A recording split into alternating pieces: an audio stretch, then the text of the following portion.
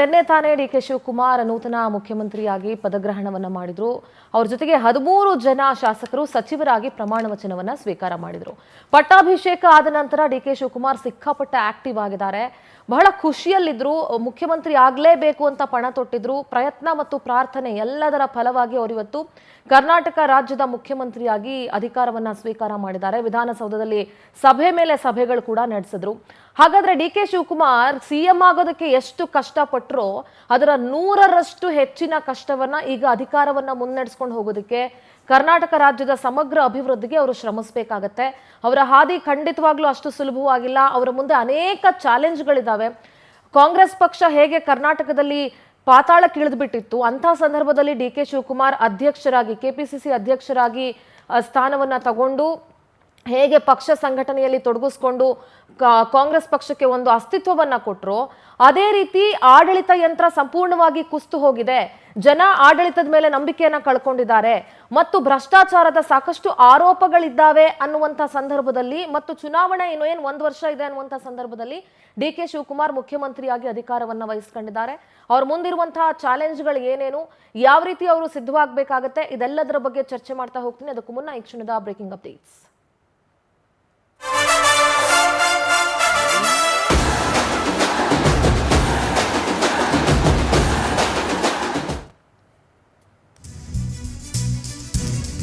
ಪಟ್ಟಾಭಿಷೇಕದ ಬಳಿಕ CM D K Shivakumar active ಆಗಿದ್ದಾರೆ. Meeting ಮೇಲೆ ಮೀಟಿಂಗು, ಎಲ್ರಿಗೂ ಖಡಕ್ ವಾರ್ನಿಂಗ್ಗಳನ್ನು ಕೊಟ್ಟಿದ್ದಾರೆ. ಅಧಿಕಾರಿಗಳ ಸುದೀರ್ಘ ಸಭೆಯಲ್ಲಿ ಜನಸೇವೆಯ ಎಚ್ಚರಿಕೆಯನ್ನ ನೀಡಿದ್ರು. ಜನರ ಕುಂದುಕೊರತೆ ಆಲಿಸೋದಕ್ಕೆ ಪ್ರತ್ಯೇಕ ಸಚಿವಾಲಯ ಮತ್ತು ಪ್ರತ್ಯೇಕ ಮಂತ್ರಿ ಇರ್ತಾರೆ ಅಂತ ಕೂಡ ಹೇಳಿದ್ರು. ಯಾರದೇ ಪ್ರಭಾವಕ್ಕೆ ಒಳಗಾಗದೆ ಅಧಿಕಾರಿಗಳ ಕೆಲಸಕ್ಕೆ ಕರೆಯನ್ನ ಕೊಟ್ರು.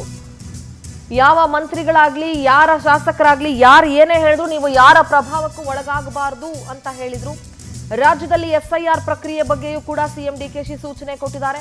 ಇತಿಹಾಸ ಓದೋದಕ್ಕಾಗ್ಲಿ, ಇತಿಹಾಸ ಬರೆಯೋದಕ್ಕಾಗ್ಲಿ ನನಗಿಷ್ಟ ಇಲ್ಲ, ಇತಿಹಾಸ ನಿರ್ಮಿಸೋದಕ್ಕೆ ನಾನು ನಿಂತ್ಕೊಂಡಿದ್ದೀನಿ, ಲೆಟ್ ಅಸ್ ಕ್ರಿಯೇಟ್ ಹಿಸ್ಟ್ರಿ ಅಂತ ಹೇಳಿದ್ರು. ಏನು ಮಾತಾಡಿದ್ರು ಇವತ್ತು ಅಧಿಕಾರಿಗಳ ಸಭೆಯ ಬಳಿಕ ಅವರು, ಕೇಳಿಸ್ಕೊಳ್ಳೋಣ. ಅಧಿಕಾರಿಗಳ ಜೊತೆ ಸಭೆಯನ್ನ ನಡೆಸಿದ ನಂತರ ಸುದ್ದಿಗೋಷ್ಠಿಯನ್ನ ನಡೆಸಿದ್ರು. ಸುದ್ದಿಗೋಷ್ಠಿಯಲ್ಲಿ ಡಿಕೆ ಏನೇನು ಮಾತಾಡಿದ್ರು ಕೇಳಿಸ್ಕೊಳ್ಳಿ. ಯಾವುದೇ ಜಾತಿ ಧರ್ಮ ಇನ್ಫ್ಲೂಯೆನ್ಸು ಕೂಡ ನಡೆಯೋದಿಲ್ಲ. ಯಾವ ಪ್ರೆಷರ್ ಕೂಡ ಯಾವುದಕ್ಕೆ ಭಾಗಿಯಾಗಬೇಡಿ.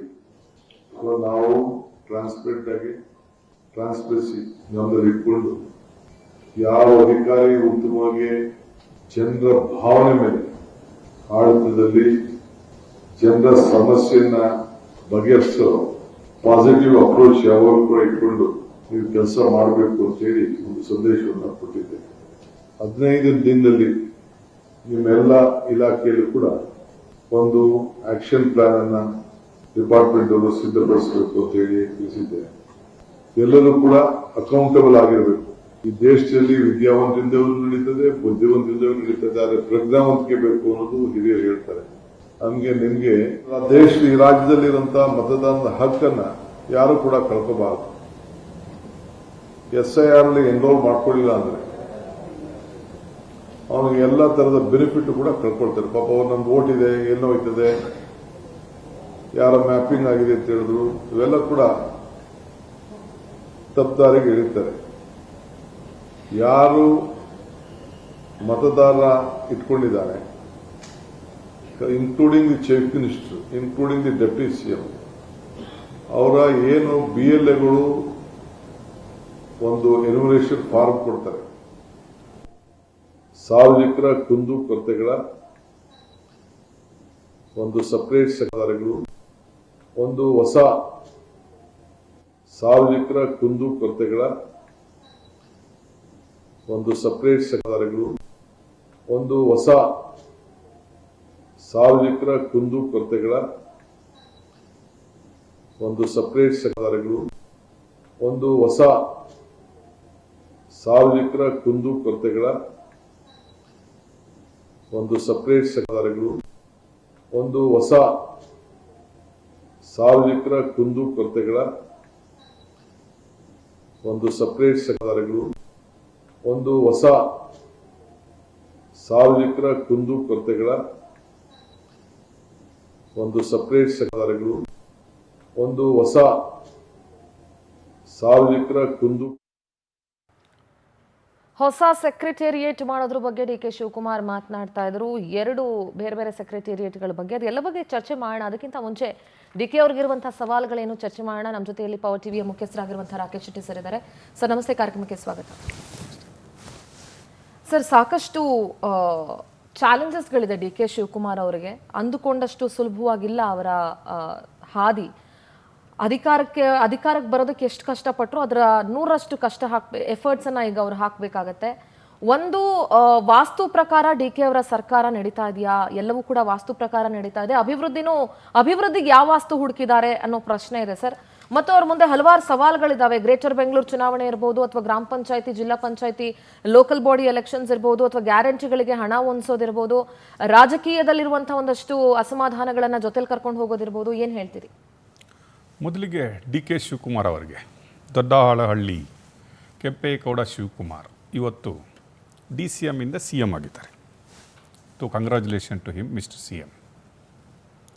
ನೀವು ಹೇಳಿದರೆ 4 ದಶಕಗಳ ಹೋರಾಟ ಇದೆ ಅಂತ.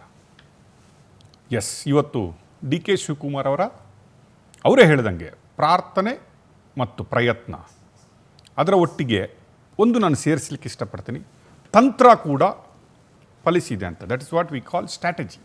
ಪಾಲಿಟಿಕ್ಸಲ್ಲಿ ಯಾವಾಗಲೂ ಪ್ರಾರ್ಥನೆ ಮತ್ತು ಪ್ರಯತ್ನ ಮಾತ್ರ ಅಲ್ಲ, ಆ ಪ್ರಯತ್ನದ ಹಿಂದೆ ಇರುವ ತಂತ್ರ ಇದೆ ಅಲ್ವಾ, ಅದು ಕೂಡ ಇವತ್ತು ಡಿ ಕೆ ಶಿವಕುಮಾರ್ ಅವರು ಸಕ್ಸಸ್ಫುಲ್ ಆಗಿದ್ದಾರೆ.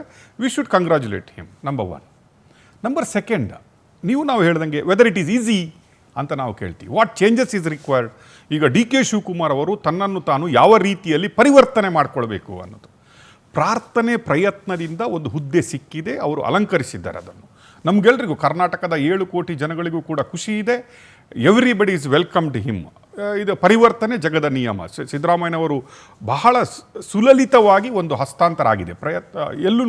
ಎಲ್ಲಿನೂ ಕೂಡ ಒಂದು ಸಿದ್ದರಾಮಯ್ಯನವರಿಂದ ಕಡೆ ಅಡಚಣೆ ಆಗಿಲ್ಲ, ಕಾಂಗ್ರೆಸ್ ಹೈಕಮಾಂಡಿಂದ ಅಡಚಣೆ ಆಗಿಲ್ಲ.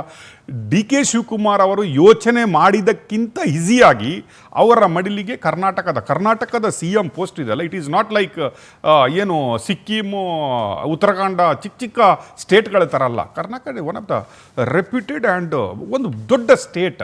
ಈಗ ಕಾಂಗ್ರೆಸ್ಗೆ ಉಳಿದಂತಹ ದೊಡ್ಡ ಸ್ಟೇಟ್ಗಳಲ್ಲಿ ಉಳಿದಂತಹ ಒಂದು ಸ್ಟೇಟ್. ಅಂತಹ ಒಂದು ಹುದ್ದೆಯನ್ನು ಡಿ ಕೆ ಶಿವಕುಮಾರ್ ಅವರಿಗೆ ಇವತ್ತು ಒಲಿದು ಬಂದಿದೆ. It means D K Shivakumar ಅವರು ಒಬ್ಬರೇ ಇದಕ್ಕೆ ಅರ್ಹರ ಅಲ್ಲ. ಕಾಂಗ್ರೆಸ್ಸಲ್ಲಿ ಡಿ ಕೆ ಶಿವಕುಮಾರ್ ಅಷ್ಟೇ ಅರ್ಹರು, ಇನ್ನೂ ಹಲವು ಜನಗಳಿತ್ತು. ಆದರೆ ಡಿ ಕೆ ಶಿವಕುಮಾರ್ ಅದಕ್ಕೆ ಪ್ರಯತ್ನ, ಪ್ರಾರ್ಥನೆ, ತಂತ್ರ ಎಲ್ಲ ಉಪಯೋಗಿಸಿಕೊಂಡು ಅದನ್ನು ಪಡ್ಕೊಂಡಿದ್ದಾರೆ. It is a political game, ಅದರಲ್ಲಿ ಅವರು ವಿನ್ ಆಗಿದ್ದಾರೆ. ಬಟ್ ಡಿ ಕೆ ಶಿವಕುಮಾರ್ ಅವರು ಎಷ್ಟು ಸಕ್ಸಸ್ಫುಲ್ ಆಗ್ತಾರೆ, what strategy he has to make ಅನ್ನೋದಕ್ಕೆ ನೀವು ಹೇಳಿದ್ರಿ, ಇಟ್ ಈಸ್ ಟಫ್ ಟೈಮ್. ಹೌದು, ನೀವು ಹೇಳಿದ ಒಂದು ಮಾತು correct. Timing is very tough. ಈಗ ಈ ಸಮಯ ಇದೆ ಅಲ್ವಾ, ಅವರು ಯಾವ ಸಮಯದಲ್ಲಿ ಈ ಮುಖ್ಯಮಂತ್ರಿ ಗಾದಿಗೆ ಏರಿದ್ದಾರೆ ಆ ಸಮಯವನ್ನು ನೋಡಿದರೆ it is the toughest time for everything. ಈಗ ನೋಡಿದರೆ 3 ವರ್ಷಗಳ ಕಾಲ ಸಿದ್ದರಾಮಯ್ಯನವರ ಬಜೆಟ್ಗಳನ್ನು ನಾವು ನೋಡಿದ್ವಿ. ಈ ಏನು ಗ್ಯಾರಂಟಿಗಳಿಂದಾಗಿ ರಾಜ್ಯದ ಅಭಿವೃದ್ಧಿ ಎಲ್ಲಿವರೆಗೆ ಬಂದಿದೆ ಅಂತ ನಿಮಗೆಲ್ಲರಿಗೆಲ್ಲ ಈ ಶ್ವೇತಪತ್ರ ಹೊರಡಿಸಿದ್ರು ನಾಳೆ ಗೊತ್ತಾಗುತ್ತೆ. ಅದರಲ್ಲಿ ಇರುವಾಗ ನೀವು ಹಲವು ಚುನಾವಣೆಗಳ ಬಗ್ಗೆ ಹೇಳಿದ್ರಿ, ಅದು ಒಂದು ಸೈಡ್. ಅದು ಎಲ್ಲ ಡಿ ಕೆ ಶಿವಕುಮಾರ್ ಅವರು ಅಡ್ಮಿನಿಸ್ಟ್ರೇಷನ್ ಯಾವ ರೀತಿ ಮಾಡ್ತಾರೆ ಅಂತ. ಇನ್ನೊಂದು ಸೈಡ್ ಯಾವುದು, ಡಿ ಕೆ ಶಿವಕುಮಾರ್ ಅವರು ತನ್ನನ್ನು ತಾನು ಪರಿವರ್ತನೆ ಮಾಡಿಕೊಳ್ಬೇಕು ಅಂತ ಹೇಳ್ತಾರೆ. There is lot of things D K Shivakumar has to changed. ಅವರ ಬಾಡಿ ಲ್ಯಾಂಗ್ವೇಜಿಂದ ಹಿಡಿದು, ಅವರ ಸಿಟ್ಟಿಂದ ಹಿಡಿದು, ಅವರ ಎವ್ರಿಥಿಂಗ್, ಅರೆಗನ್ಸಿಯಿಂದ ಹಿಡಿದು, ಇಷ್ಟರವರೆಗೆ ಡಿ ಕೆ ಶಿವಕುಮಾರ್ ಅವರು ಏನು ಮಾಡಿದ್ರು, ಒಂದು DCM ಇದ್ದರು, ಒಂದು ಹುದ್ದೆ ಇದ್ದರು. ಇವತ್ತಿಂದ ಅವರು ಮಾಡುವ ಪ್ರತಿಯೊಂದು ಆ್ಯಕ್ಟ್ ಕೂಡ ಅದು ಒಂದು ದೊಡ್ಡ ಹೆಜ್ಜೆ ಆಗುತ್ತೆ. ಅವರು ತಗೊಳ್ಳುವ ಪ್ರತಿಯೊಂದು ಮೂಮೆಂಟ್ಗಳು ಕೂಡ ಅದು ಕೌಂಟಿಗೆ ಬರುತ್ತೆ. ಇಷ್ಟರವರೆಗೆ ಏನೇ ಒಂದು ಗೌರ್ಮೆಂಟಿಂದ ಏನಾದರೂ ಅದು CM ಕಡೆಗೆ ಹೋಗ್ತಾ ಇತ್ತು. ಈಗ ಗೌರ್ಮೆಂಟ್ ಏನಾದರೆ ಅದು ಸಿದ್ದರಾಮಯ್ಯನವರ ಗೌರ್ಮೆಂಟ್, ಆ ರಾಜ್ಯದ CMನ ಹೆಸರಲ್ಲಿ ಹೋಗುತ್ತೆ. ಈಗ ಡಿ ಕೆ ಶಿವಕುಮಾರ್ ಅವರು ಬಂದಿದ್ದಾರೆ. ಎಸ್, ಡಿ ಕೆ ಶಿವಕುಮಾರ್ ಅವರು ಹೇಳ್ತಾರೆ, ಬೈ ಬರ್ತ್ ನಾನು ಅಗ್ರಿಕಲ್ಚರಿಸ್ಟು ಅಂತ ಹೇಳ್ತಾರೆ. Okay, by choice I am A business man, but by passion I am politician ಅಂತ ಹೇಳ್ತಾರೆ. ಬಟ್ ಇಲ್ಲಿ ಏನಂತ ಹೇಳಿದ್ರೆ ದರ್ ಇಸ್ 2 ಥಿಂಗ್ಸ್ ಕನೆಕ್ಷನ್ ಆಗುತ್ತೆ. ಒಂದು, D K Shivakumar by choice is a businessman. By ಪ್ಯಾಷನ್ನ ಅವರೀಗ ಪಾಲಿಟಿಕ್ಸಲ್ಲಿ ಬೈ ಪ್ಯಾಷನ್ ಎಲ್ಲಿಗೆ ಬಂದಿದ್ರು? ಪ್ಯಾಷನಲ್ಲಿ ಅತ್ಯುನ್ನತ ಹುದ್ದೆ CM ಹುದ್ದೆಗೆ ಅವ್ರು ಬಂದಿದ್ದಾರೆ. ಬಟ್ ನನ್ನ ಇಲ್ಲಿ ಕಳಕಳಿ ಏನಂತ ಹೇಳಿದ್ರೆ, ಈ ಚಾಯ್ಸ್ ಮತ್ತು ಪ್ಯಾಷನ್ ಇದೆಲ್ಲ ಅದು ಒಟ್ಟಿಗೆ ಹೋಗ್ಲಿಕ್ಕಾಗಲ್ಲ ಅಂತ. That is very dangerous. DK Shivakumar ಅವರು ಇರುವಂತಹ ಈ ಚಾಯ್ಸ್ ಇದೆಲ್ಲ, ಬಿಸ್ನೆಸ್ ಇದೆಲ್ಲ, ಅವರು ಆ ಬಿಸ್ನೆಸ್ಸಿಂದ ಒಂದು ಹೆಜ್ಜೆ ಮುಂದೆ ಇಟ್ಟು ಪ್ಯಾಷನ್ ಕಡೆಗೆ ಮಾತ್ರ ಹೋದರೆ ಹಿ ಮೇ ಬಿ ವೆರಿ ಸಕ್ಸಸ್ಫುಲ್ ಅಂತ ಅನಿಸುತ್ತೆ.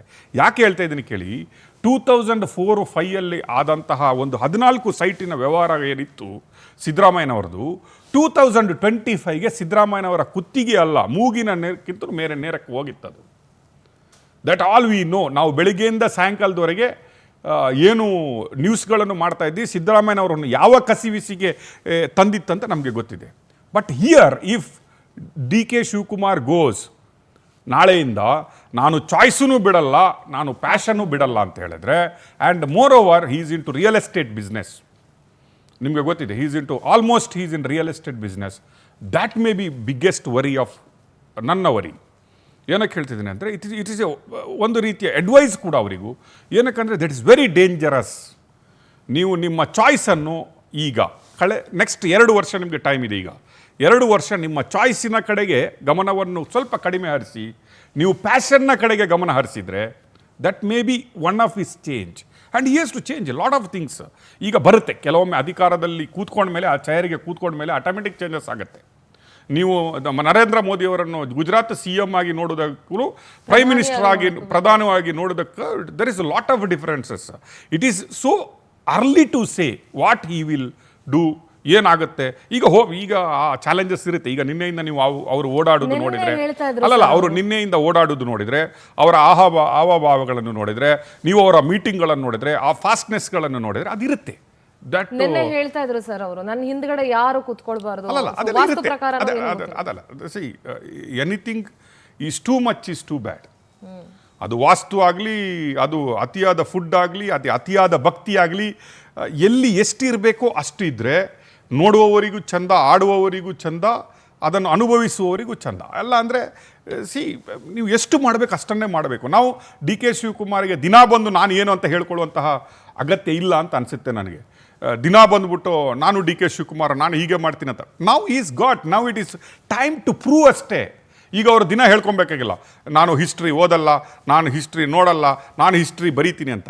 ನೀವು ಬರಿಬೇಕಾದ ಟೈಮ್ ಬರೀರಿ. ದಿನ ನೀವು ಪ್ರೆಸ್ ಕಾನ್ಫರೆನ್ಸಲ್ಲಿ ಕೂತ್ಕೊಂಡು ನಾನು ಹಿಸ್ಟ್ರಿ ಓದಲ್ಲ, ನಾನು ಹಿಸ್ಟ್ರಿ ಬರಲ್ಲ, ಗಾದೆ ಮಾತುಗಳನ್ನು ಹೇಳುವ ಟೈಮ್ ಅಲ್ಲ ಇದು. It is over. ಈಗ ವಿದ್ಯಾವಂತರು ಬೇಕು, ಪ್ರಜ್ಞಾವಂತರು ಬೇಕು, ಎಲ್ಲರೂ ಬೇಕು ಈಗ. ಇಟ್ ಈಸ್ ಅ ಟೈಮ್ ನಾವೆಲ್ಲ ನಾವು ಎಲ್ಲ we also wanted him as A chief minister. But now what we want action from him. ಈಗ 2 ದಿನದ ಸರ್ಕಸ್ ಆಗಬಾರ್ದಿದು. 2 ದಿನದ ಸರ್ಕಸ್ ಆಗಬಾರ್ದು. ನೀವು ಸ್ಲೋ ಆಗಿ ಹೋಗಿ, ಸ್ಟಡಿಯಾಗಿ ಹೋಗಿ. ಒಂದೇ ದಿನ ಎಲ್ಲ ಓಡಾಡಬಿಟ್ಟು ಎಲ್ಲರನ್ನು ಮೀಟಿಂಗ್ ಮಾಡಬೇಕಂತೇನಿಲ್ಲ. Take your time, be cool. ಈ CM ಹುದ್ದೆ ಇದೆ ಅಲ್ವಾ, ಅಷ್ಟು ನೋಡಿದಷ್ಟು ಈಸಿ ಅಲ್ಲ ಇದು. There is lot of responsibility comes. ಇಲ್ಲಿವರೆಗೆ ಅವರು ಮಹತ್ತರದ ಹುದ್ದೆಗಳನ್ನು KPCC, ನೀವು ಹೇಳಿದ್ರಿ, KPCCಯ ಪ್ರೆಸಿಡೆಂಟ್ ಆಗಿದ್ದರು. ಎಸ್, ಕಾಂಗ್ರೆಸ್ ಏನು ಅಧಾಪತನದ ಹಾದಿಯಲ್ಲಿತ್ತು, ಪಾತಾಳದಲ್ಲಿತ್ತು, ಅದನ್ನು ಓಡಾಡಿ ಬಂದಿದ್ದು. That is true. ಈಗ ನಾವು ಹೇಳ್ತಲ್ಲ, whether is don't deserve, he deserve. ನಾವು ಹೇಳ್ತಾ ಇದ್ವಿ, ಸಿದ್ದರಾಮಯ್ಯನವರನ್ನು ಏನಾದರೂ ಬಿಟ್ಕೊಡೋದಿದ್ರೆ ಸಿದ್ದರಾಮಯ್ಯನವರು ನೆಕ್ಸ್ಟ್ ನನ್ನ ಚಾಯ್ಸ್ ಬೇರೆ ಯಾರು ಅಂತ ಹೇಳಬಾರ್ದು. DK is the next deserve person ಅಂತ ಹೇಳ್ತಾ ಇದ್ವಿ. That is happened. ನಾವು ಈಗ DK ಶಿವಕುಮಾರ್ ಅವರಿಗೆ ನಾನು ಏನು ಅಂತ ಹೇಳ್ಕೊಳ್ಳುವ ದಿನ ಬದಲು ನಾನು ಏನು ಮಾಡಬಲ್ಲೆ ಅನ್ನೋದನ್ನು ತೋರಿಸ್ಬೇಕು ವಿನಃ